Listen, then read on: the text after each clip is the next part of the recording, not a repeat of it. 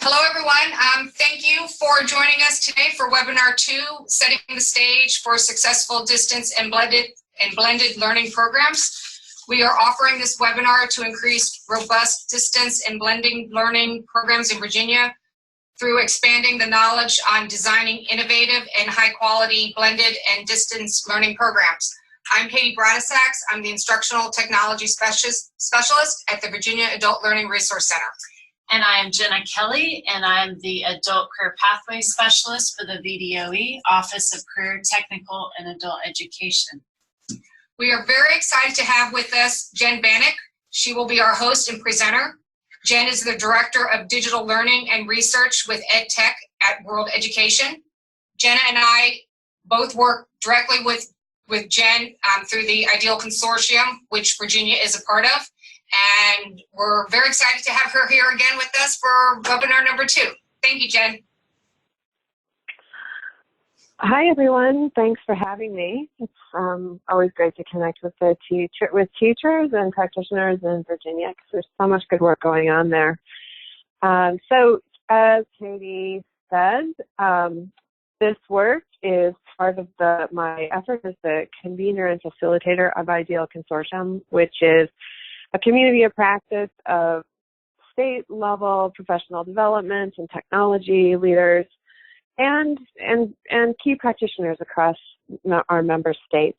We get together in person once a year and then stay connected through community of practice and online community of practice throughout the year.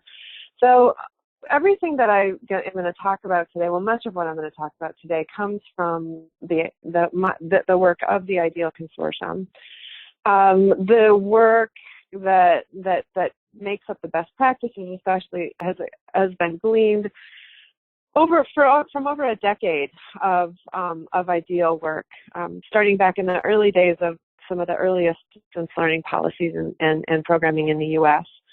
So through this past work with all of our states and through the work of both the Virginia Department of Education, Office of Career, Technical, and Adult Education, and the Virginia Adult Learning Center, we have been able to glean good practice that we can share with you, and we hope you can replicate in your programs.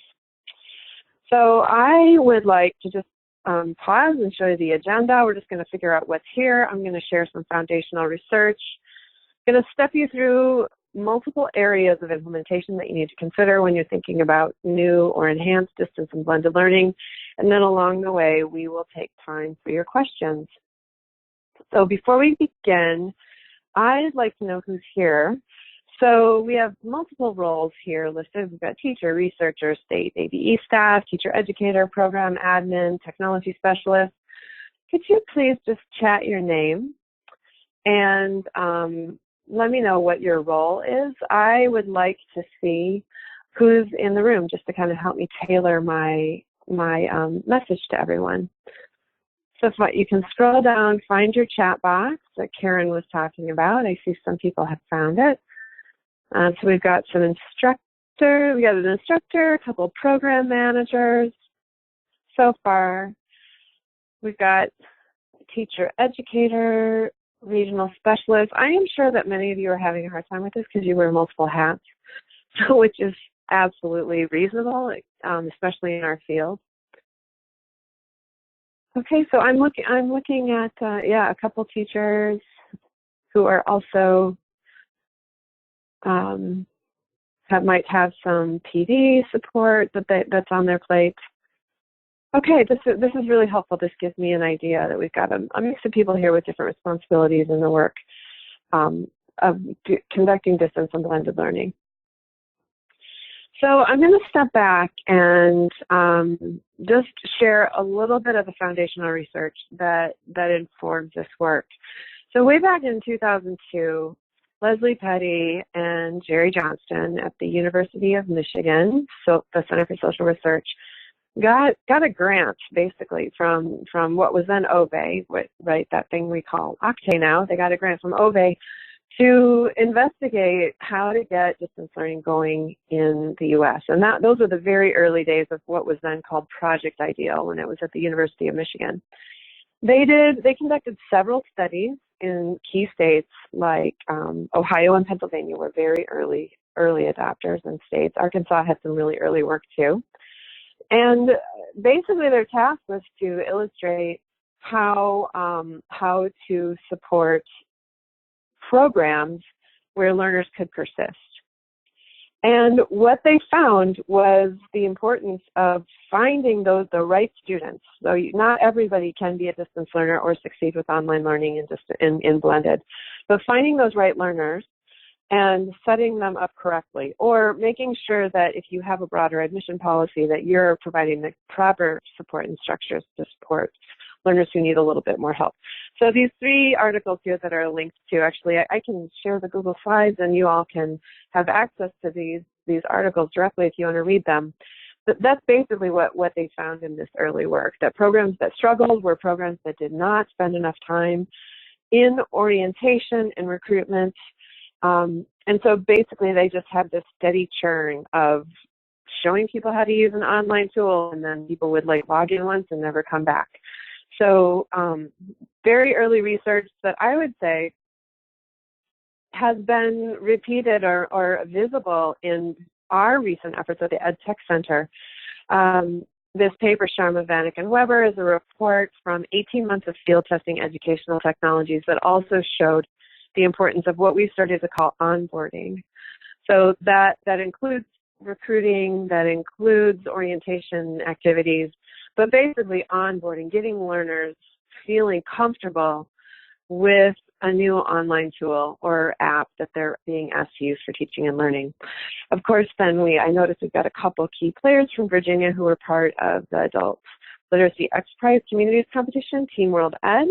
And so Marianne and Xavier found the same thing, that with adequate onboarding and support and setup, that you could expand the range of learners or the types of learners that could succeed in distance or online learning.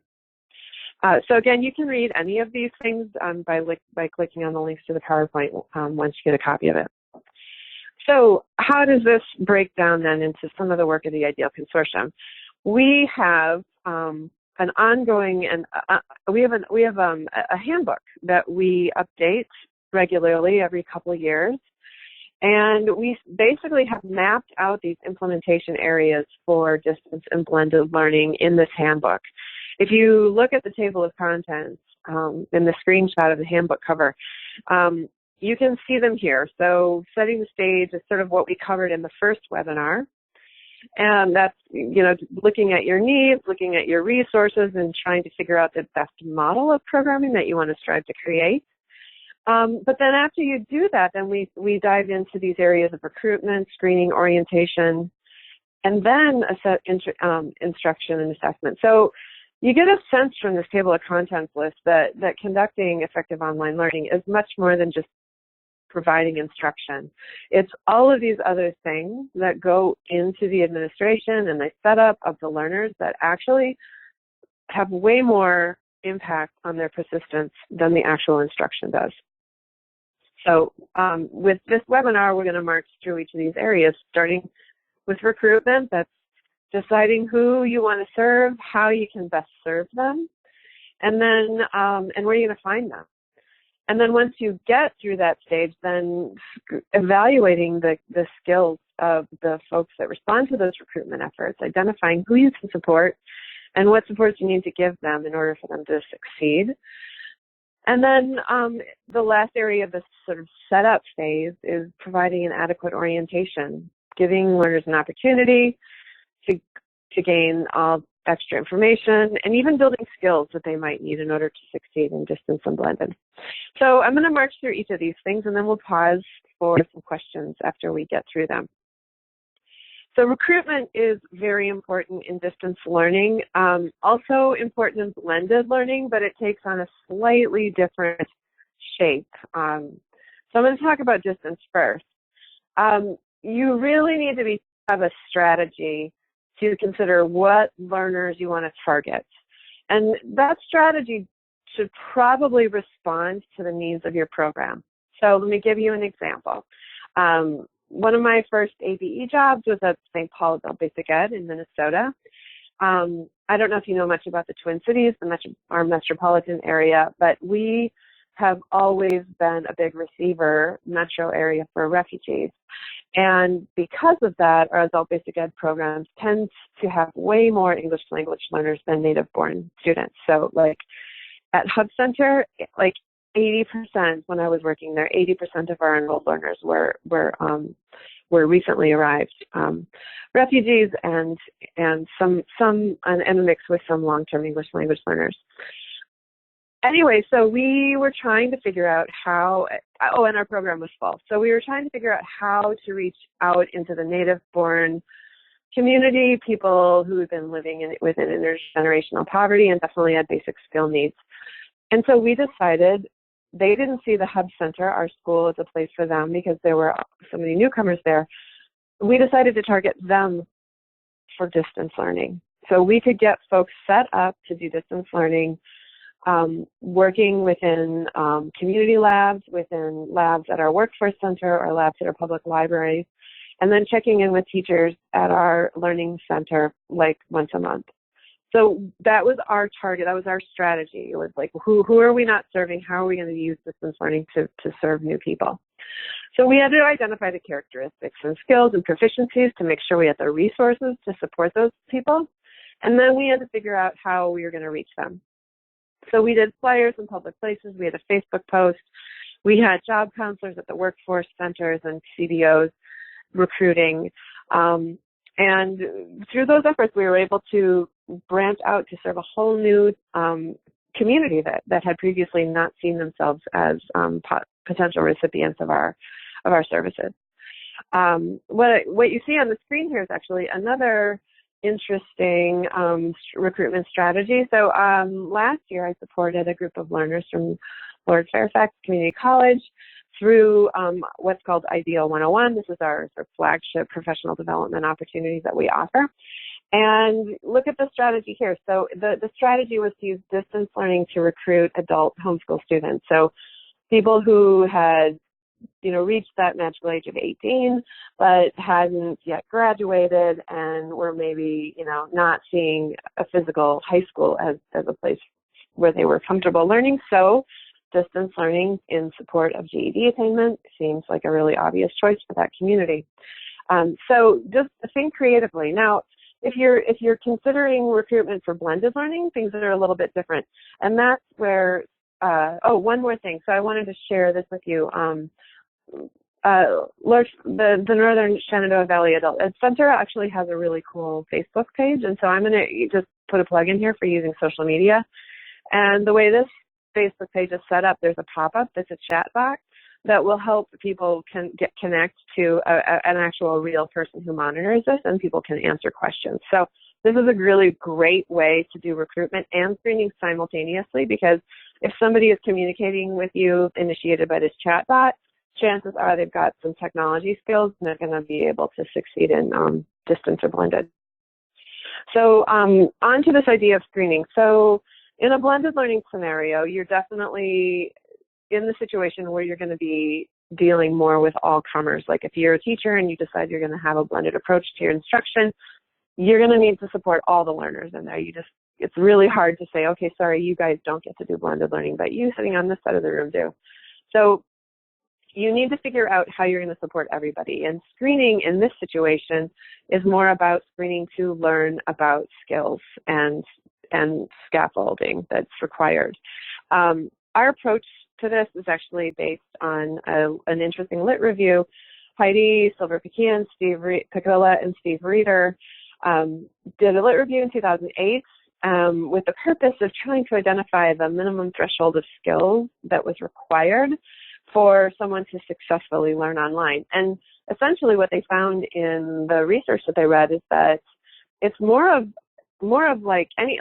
almost anybody can learn online if there's an adequate distribution or a reasonable distribution across these three elements, that the learner's skills and the support available and the technology demands are all aligned. So where a learner's skills fall short, hopefully the tech demands are lower or diminished, and there might be more support available. Or if a learner has really high skills, maybe they don't need as much support, and you can push a little bit more challenging technology. So it's really important to think about learner skill in multiple areas. So are there academic skills, like where they need them to be for the course you're thinking? How are their technology skills good? Do they have soft skills or habits of mind to support independent and goal-driven work? And then there's this logistical readiness, outside of these skills. Do they actually do they work two jobs already, every day? And does that really leave time for them to do any distance learning? So screening to find students who you actually have a chance at helping succeed is really important. If you are trying to take everybody in distance learning, and even those learners who you just, through your screening activities, just realize there's just no way they're going to succeed, you're setting your program up for failure, because you're spending resources churning through people who there's no way you have the resources to support. The screening is a very, very important component of this work.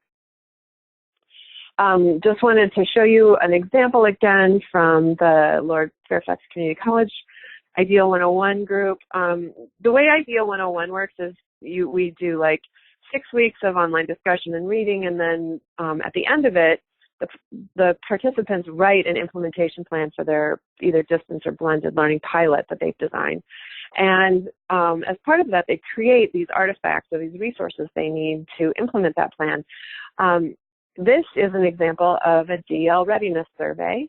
These are some screenshots of the Microsoft Word document. The actual resource, the actual survey was built into Google Forms.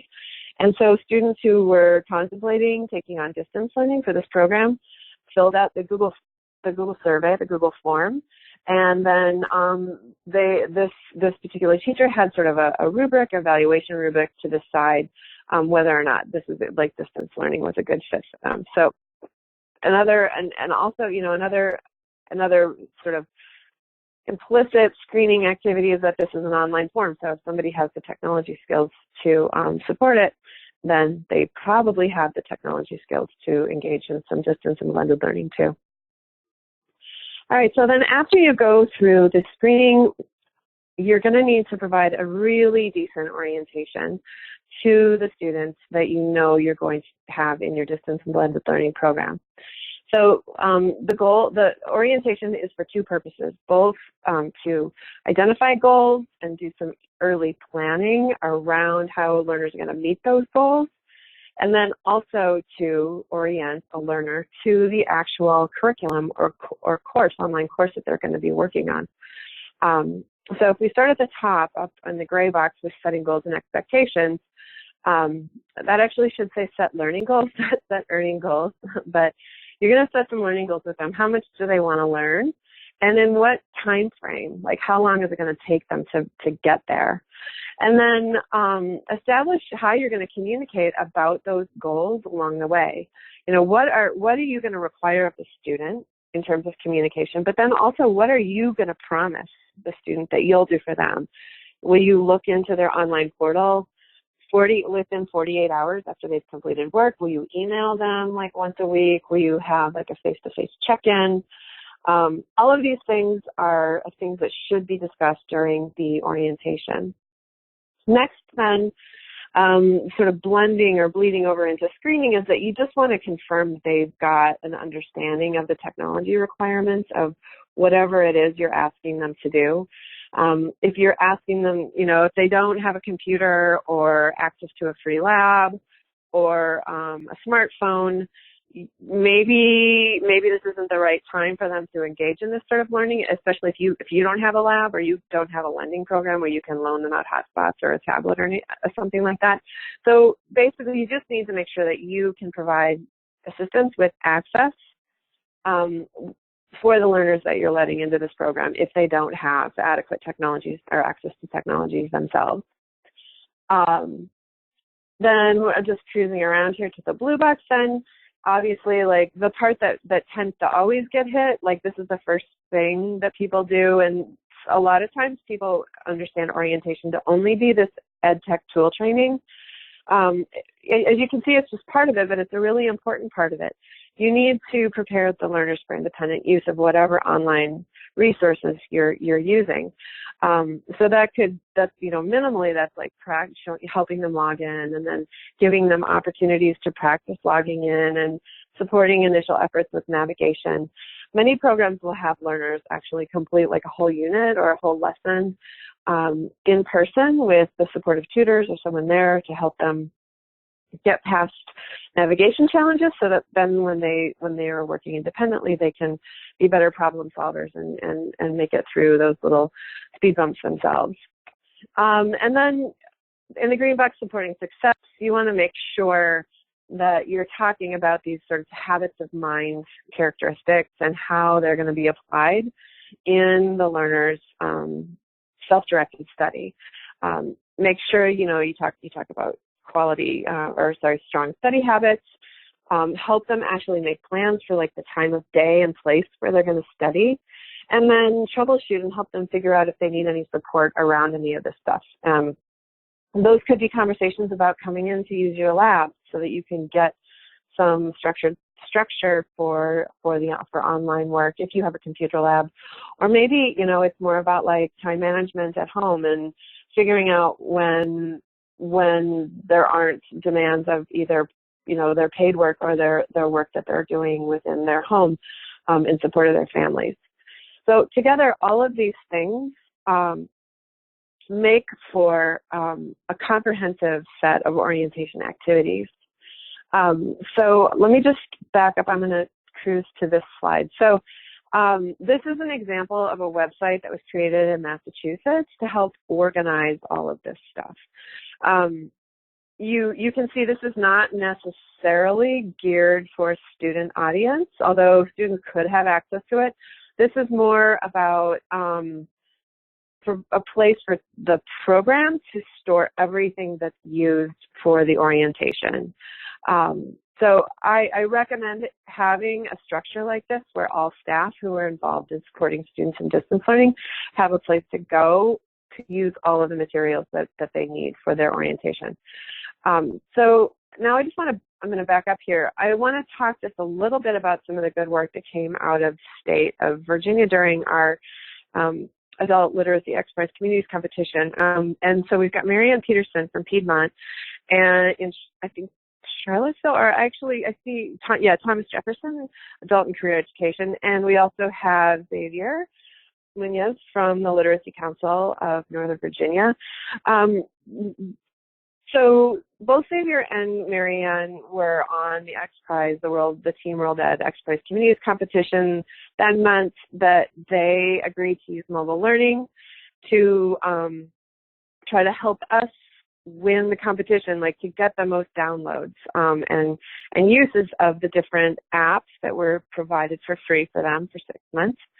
And what was really cool about this competition is we saw really innovative ideas about how to get people started using their smartphones in new ways. And so what you're seeing here is Marianne's work, and I'm just going to talk through it really quickly, but Marianne is here, and so we can ask questions, and Marianne, you can definitely follow up when we break for some questions. So what I loved about this is that before Marianne even had her students picking up their phones, they had a discussion about the phones. So really like connecting the task to come to student knowledge and giving Marianne a sense of where she was going to need to provide support. So what you see on the left here are the different questions that the discussion was based on. And then, only then, after all of this like conceptual framework had been established, then the students downloaded the apps and practiced logging in. So this kind of reflective approach, I think, is really useful, especially for learners who have never learned online and don't quite get that their phone can do things like that. A few other ideas about orientation, and I just want to say Xavier had some very interesting similar approaches to this work too. And Xavier's here, so we can ask some questions about his work. This, what you see on the left, is just a little cue that you you can actually, there are programs that like create PowerPoint presentations that they use during orientation, and would be stored in something like one of the, a website or a place where any teacher could add to it and edit it, and then students could maybe actually refer to it later. And then what you see on the right is an example of a learning plan where kind of a contract where those things like goals and study times are tracked for students so that you can have shared expectations ahead of time about the work that's going to happen. So I would like to pause here for a second to see if any questions have been chatted, and give Marianne and Xavier a chance to add to my description of onboarding from their work with apps, and just answer any other questions you might have. Hey, Jen, this is Marianne. Can you hear me? I can, yeah. Hi. Well, thanks for including that information. This has been really interesting. I'm still new to this and learning as I go along, so Xavier has more experience. But one of the things that I found was we can't really assume that even though our students are using their phones and their computers, we can't really assume that they know how to use them as learning tool. And I was just working with some students last week, so even after having done this for a year, I ran into some students who did not know their own phone number, and we were trying out a new app. So that's something we ran into with the X Prize competition, so that's why I think that early orientation is so important, so you can start off with a really positive experience. And the other thing I was going to say really worked well for us is making sure that and I was able to do this because I saw these students face-to-face at least one time, making sure that they had a really positive first experience before sending them home to do the work on their own. Sometimes that meant we had to change levels or kind of move around within the program to find the right fit for them, because they could get easily frustrated if they tried it and it was too hard or too easy. They would say, this isn't going to work for me. So taking the time to sit with them, if you have volunteers or experienced students, to kind of help them navigate whatever program you're using to make sure that they get through a lesson and feel good about it, then they're definitely more willing to use it at home. That's great. Thank you. And Xavier, I'm wondering, I don't want to put you on the spot, but if there's anything you want to add, we'd love to hear a little bit more about your work. Sure. I mean, I will first say I really, really learned a lot from what Marianne has had to share over the past few months. And I just sent in the chat a link to the webinar that she and I and Jen Vanek took part in for Team World Ed in May. So you can hear Marianne talk about that same slide and much more with that link. Oh, yeah, great. Thanks for sharing that. Yeah. I mean, for us, it's just echoing everything that has been said so far in this webinar. Especially that piece about really giving time and not rushing through the orientation. The sort of orientation sign-up party approach that we've had here at LCNV has been to, same kind of things, engage, tap into the student's background knowledge. How do you use technology currently? Do you use your phone or your tablet or laptop to study English? And let's talk about that. Let's share our ideas before just jumping right into a particular app. And then something that we've found to be rather helpful is to actually demonstrate kind of for the whole class, going through a few lessons in an app before passing on to the students. That way we can kind of set the pace, guide students on what to focus on, what to notice. Because we've seen that many students are already quite tech savvy and can jump into this and get intuitively how to do it. And other students, they need some more one-on-one time. And with that in mind, it benefits all the students that we sort of model it, right? Like this is where we're opening it up, that we log in, we continue with our course before then getting them signed up. And I'll just add kind of what Marianne said, having them go through a few lessons so they can see success and see that, okay, I'm understanding how to do this. I'm feeling more comfortable. It's really not enough to just sign them up and say, okay, great. So now you're going to keep to your goals or try to meet your goals, right? Of spending an hour on this outside of class. It really sets the stage, sets them up for so much success if you do build in some of that time during class at the beginning. And then hopefully kind of repeat that over consecutive or just several class days after that. So. Great, thanks. And you probably all noted Sharon just chatted that in Lord Fairfax, the programs they're spending 4 hours together before students feel really comfortable in working online. So thanks for volunteering that, Sharon. All right, so eventually, yes, program implementation does reach considerations of instruction. So after we have this really solid setup, then you need to build on it by thinking about instruction. And the way I've been thinking about this, because of the past ideal research and just my own work over the last 15 years, is that this is kind of two parts. Teaching online is both about communication and tracking that communication if you're working in a program, and then being involved in someone's learning. These things together are like the two big components of what I think it means to teach online. So I'm going to go into each of these briefly. So this is actually a comment that's like geared toward the program administrators on the call. As you just heard Xavier said, just turning people over and giving them a login and throwing them on a platform is insufficient, and so we need adequate onboarding to get them started. But then along the way, teachers also need adequate time to communicate with the learners they're supporting.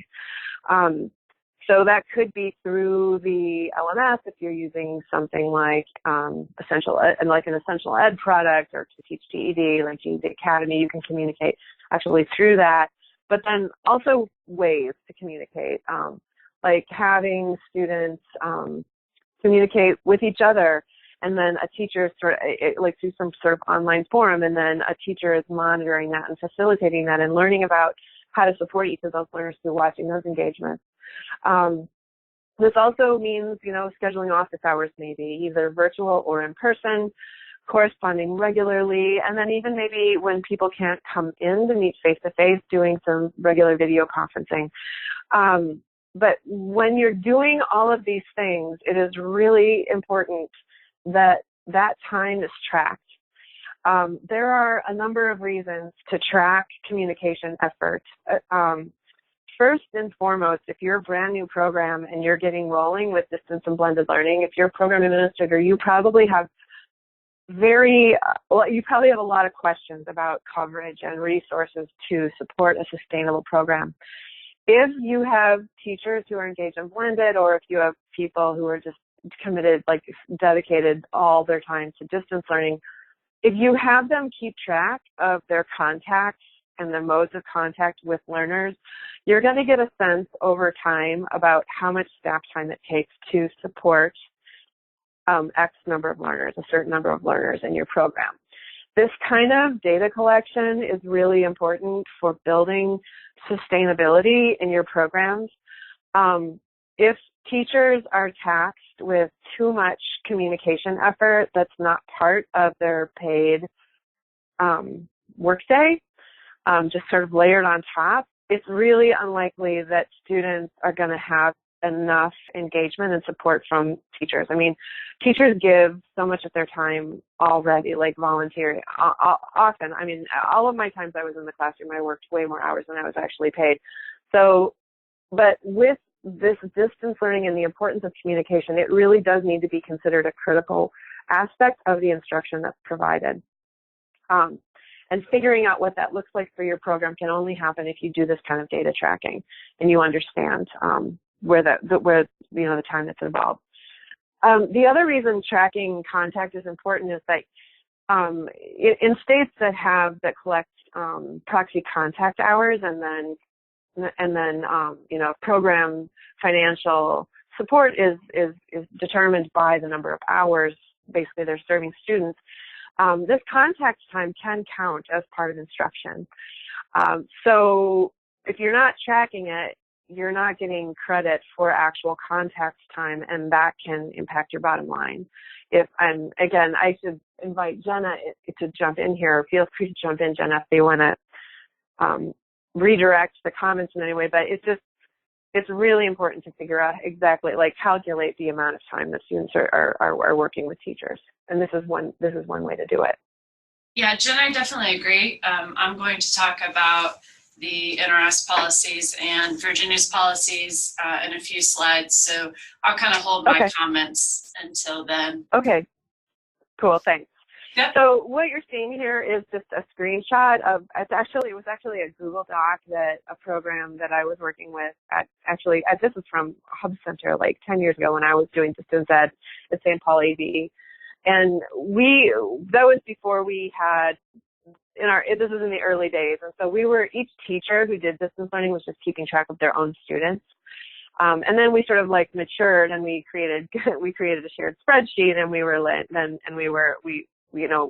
didn't have to like merge all the data because we were keeping it all in one place. But this sort of thing was like the record or the background information that was then used to feed into our state database, which was the important part of reporting to the state.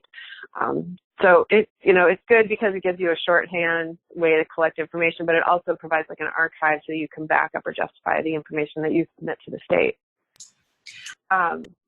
The other component of instruction that is that you really need to be involved in someone's learning. Again, just giving a login and URL is not being involved in learning. And this became really clear several years ago. I worked with Jerry. One of the last things Jerry Johnston did when he was the convener of Project Ideal when it was at University of Michigan, we did this study group with Cheryl Hart, who was then the director of distance learning for state of Arizona. She then became the state director. And then Destiny Long Simpson, who is just an amazing educator working in Pennsylvania. Together we interviewed about 15 teachers across the U.S. who were identified by the state directors in those states as being effective online educators. That means it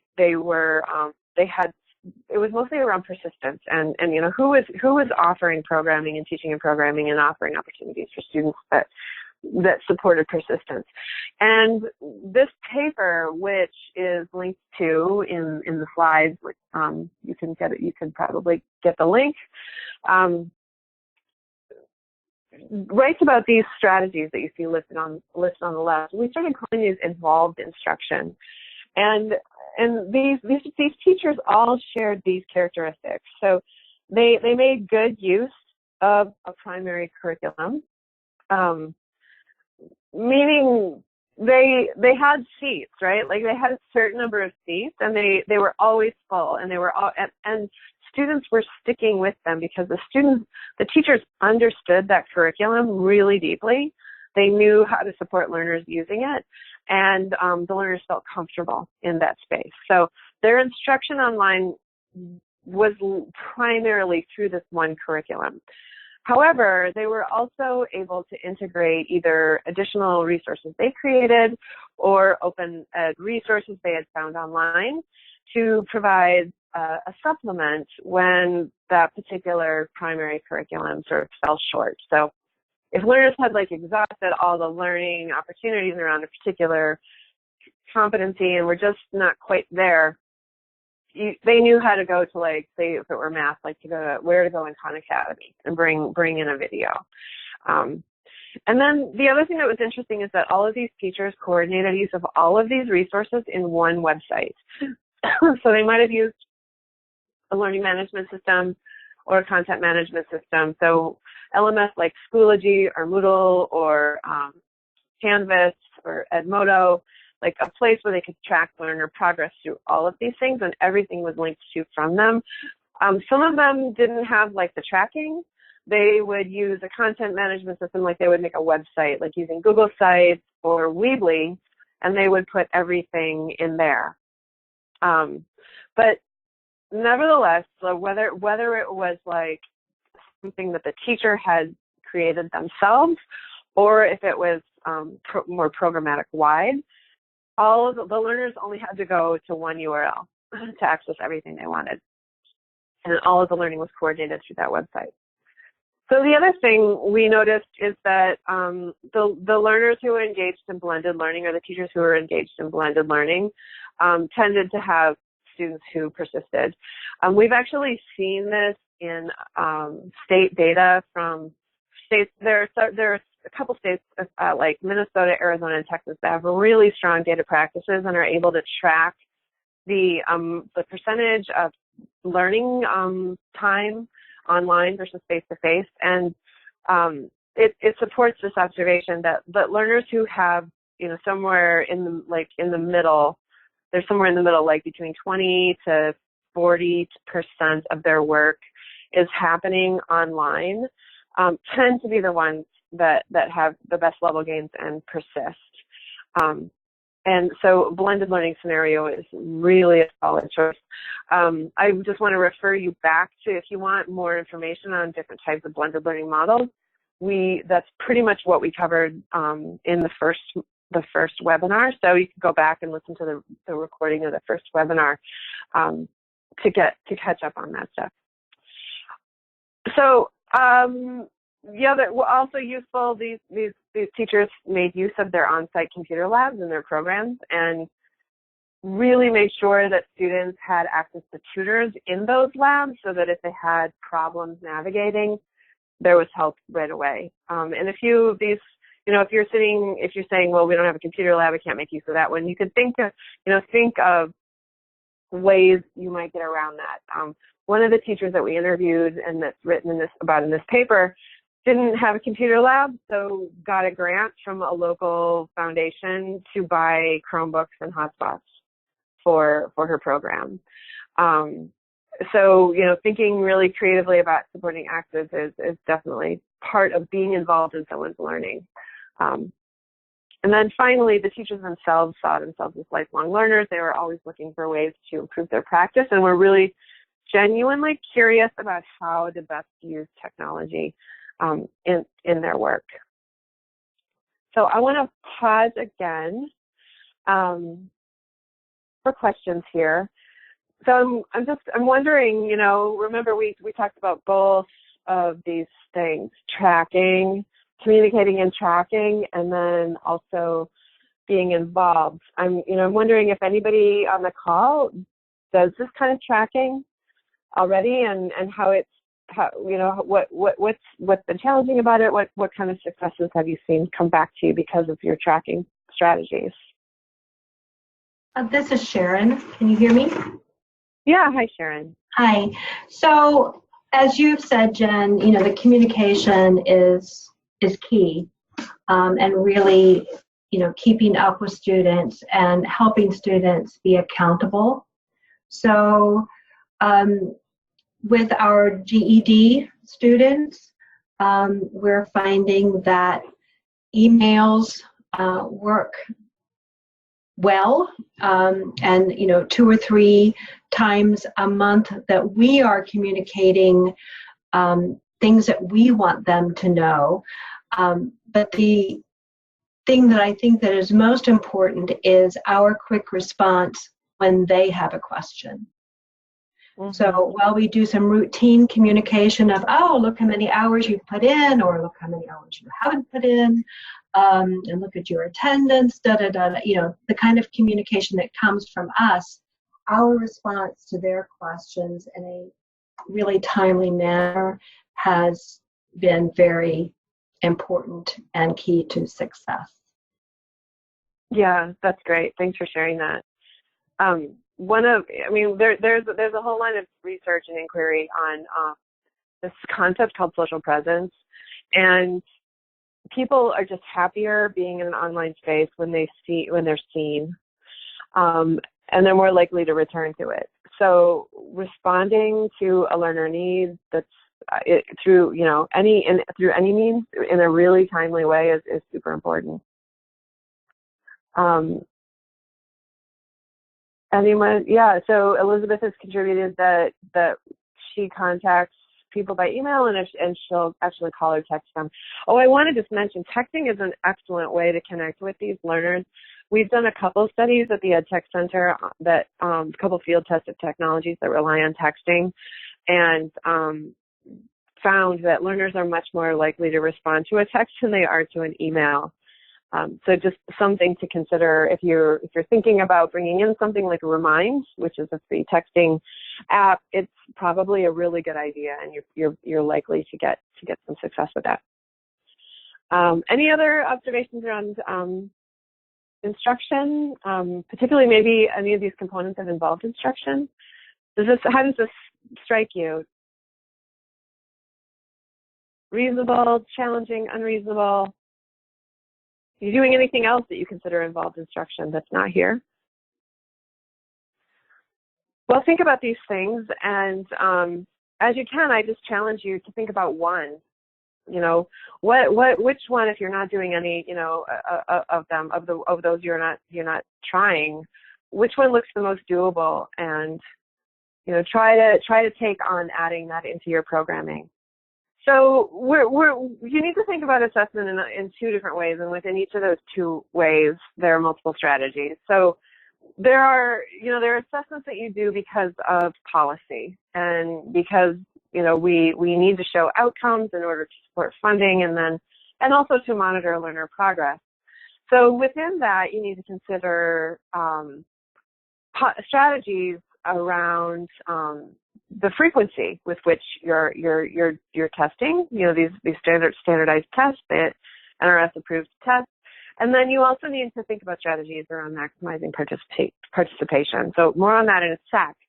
The other big consideration here for assessment in distance and blended learning is that you need to consider having multiple assessment tools. So you need to, and within that, then you need to think about both formative and summative assessments, and then also figuring out how you're going to address the diverse needs that your students have.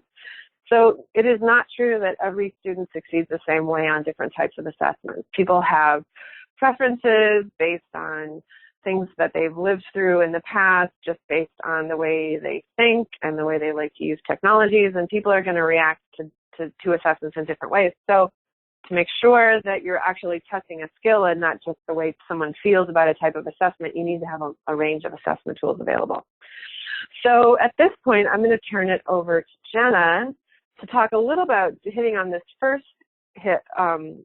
strand of strategies around these required assessments. Right, thanks, Jen. And again, this is more the policy side. And so as we know, we have to pre and post test all learners, and just wanted to remind you that you can refer to the publisher's guidelines as far as what that amount of hours are. And but as far as what you can count as the proxy contact hours, that's what I want to talk about just for a second. Distance ed participants, like face-to-face class participants, must have at least 12 contact hours to be counted. In Virginia, proxy contact hours are a combination of face-to-face and remote contact. The face-to-face includes intake, orientation, assessment, goal setting, counseling, and classroom time. But then your distance ed contact hours can include telephone, text, anything online like emails or Blackboard or Canvas, Facebook, Schoology, etc. But the key really is that both the student and the staff member's identity is verifiable in any of the contact that is not happening face-to-face. The staff member and the students are interacting, and they all know the identity of one another. Like I said, please refer to the distance ed policy, and you can find that actually on the distance ed page for the VLRC website. There you can also find the assessment policy, and it's also on our website, the DOE's website as well, in the adult education pages, where you can find the assessment policy that actually has the approved pre and post tests and how many hours of contact hours you have to post test an individual. Mm-hmm. Right. Thank you, Jenna. So then, you know, often the question that follows with distance learners is, you know, how do you get them into post test? If somebody's come in and done orientation and then pre-testing and then kind of disappears for a little while, if you don't have this expectation of frequent and constant communication, it's very easy for someone like that to slip away. Even if they're continuing to work online, it's often hard to get them to come back to post-test. So there are very unique strategies I've seen to get people back into post-test, including providing like reimbursement of bus fare. I've actually seen a program give $5 gas cards. And even then, like having like a post-testing party day where you get as many people as you can to come in and post-test, and then there's like pizza or something. So sometimes you have to be creative if you've got distance learners and you need them to post-test. And that's another then consideration for budgeting in your program is how you're going to get these learners back. From a bottom line perspective, a small incentive might really have payouts. If you're getting people to come back in and take that test and they show a level gain, then you can record those hours. It's important to think about maybe creatively about doing that. Okay, the last thing I want to cover here just before our time ends, I mentioned that not all students respond the same way to different types of assessment. So in distance learning, as in classroom instruction, it's important to have a variety of assessment tools. In our handbook, which I'll talk about in just a sec, we map out and define these different types of online or assessment strategies that work well in distance and blended learning. Some of them you can see are obviously formative, like reviewing student online work. You can just do that and respond to them and giving them additional activities when you see they're falling short. Progress checklists would also be something that you might just do really easily. Having them take online quizzes and just meeting regularly with them, again, things that you might be doing otherwise. Some things that you might not be doing otherwise that I would encourage you to consider is maybe having some sort of culminating activity that's used as a summative learning assessment, but that's more project-based, so that you can really dig into different types of skills that might be demonstrated in creation of the summative activity. So maybe it's like a project-based learning experience where they're working collaboratively, and you can monitor use of like Google Apps or like Google Doc or Google Slides or whatever, plus whatever the content is that they're throwing in there. And then portfolios are an excellent way to track progress over time in a way that isn't going to penalize people who just don't test well, or they have a lot of test anxiety, maybe didn't test well in the past, and so they're just not going to be super excited about being evaluated by testing. We use portfolios in the state of Minnesota as part of our alternative diploma program, where learners can create artifacts that then get evaluated and can count as demonstration of a competency that leads toward the satisfaction of a diploma requirement. So these are all ways of thinking very broadly about how to help learners prove or show the skills and competencies that they have beyond just like an online quiz or a quiz that's in the online course that you're offering. So to read more about that, I'd encourage you to go to the materials that I'm about to show you. Any quick questions on assessment? Any follow-up from anyone on the call? So Jen, I'm not sure you saw Elizabeth's answer, but that's a great way that they incentivize getting post-tests back in. I know we're a couple slides past, but I thought that was good. They oh yeah, no, I see that travel. That's great. Also, like I've also heard of programs like force changing a password on a distance learning tool if the students are just cruising along and are past that post-testing date or number of hours. They'll actually make it impossible for them to continue until they come into post-test, and that actually works. Like people will come into post-test so that they can get their password updated so they can continue using the online tool. That's kind of more of a stick approach than a carrot approach, but I have seen that work too. All right, so before we end here, I just want to share a couple resources with you.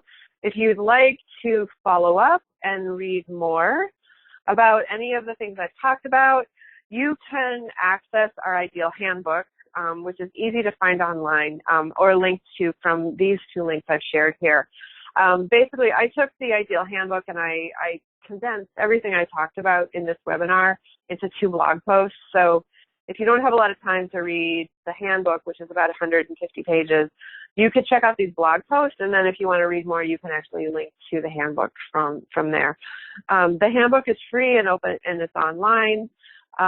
When we send out the recording link to this, maybe we, Katie, Jenna, we could throw the link to the handbook in the email too.